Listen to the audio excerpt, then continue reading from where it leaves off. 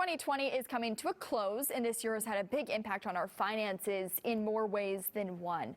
Local financial advisor Brad Allen from Drake & Associates joining us with a look back at really some of the top financial stories of this past year. Good morning to you.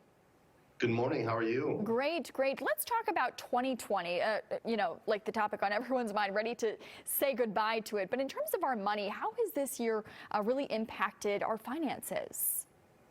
Yeah, there's been a lot of changes. Obviously, the pandemic has affected everybody's finances in some sort of way, but there's been a lot of changes this year as far as even law changes. In January, they put through what's called the Secure Act.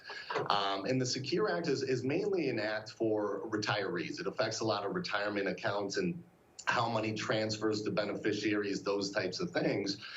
But it also pushes back the required minimum distribution age. So required minimum distribution at 72 now, that's the age you have to start taking money out of a traditional IRA or a 401k, any money that's tax deferred, the government starts making you take money out at a certain age. It used to be 70 and a half, and now it's 72 years old. So that was a big change.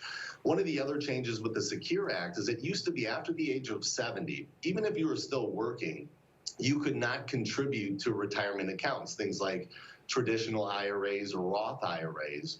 They've changed that this year where you can still contribute as long as you have earned income coming in from a job, you can still contribute to a IRA. One of the other things that happened this year, obviously the end of the longest bull run on history here. So we had a long bull run for about 11 years, and then the market went down earlier this year, and it really was an eye-opener for a lot of people where the market went down the fastest it's ever went down, but it also came up right away, right? So it was a V-shaped curve. And it was eye-opening for a lot of folks because a lot of people don't realize how much risk they're taking until the market drops. So those getting closer to retirement, those who are nearing retirement or already in retirement, the old adage is you should pull back on the risk the closer that you get.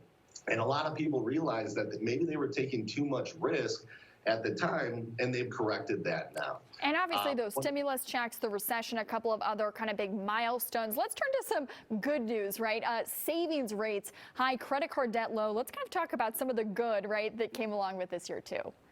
Yeah, so we've seen savings rates go up, and one of the big reasons is people can't do a lot right now. There's not a lot of traveling or going out or those kind of things. So a lot of folks have some extra money that maybe they could pay off some of the debt.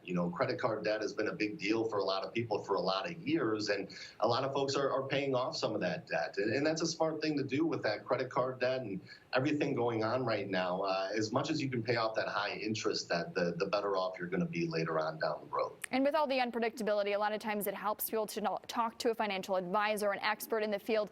We have your contact information and a link to the work that you're doing on our website, fox6now.com. Happy 2021. Happy 2021.